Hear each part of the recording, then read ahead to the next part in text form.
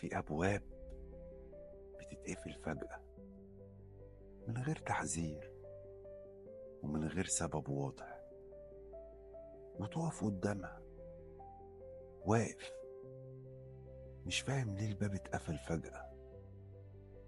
وساعتها بتحس إنك لوحدك وإن كل حاجة ضاعت.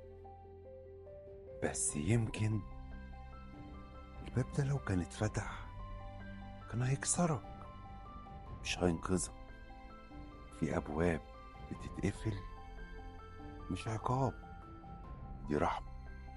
هو بيقفل لما يكون القفل ستر، ويفتح لما يكون الفتح رحمة. يغلق بابا بحكمته ويفتح بابا برحمته.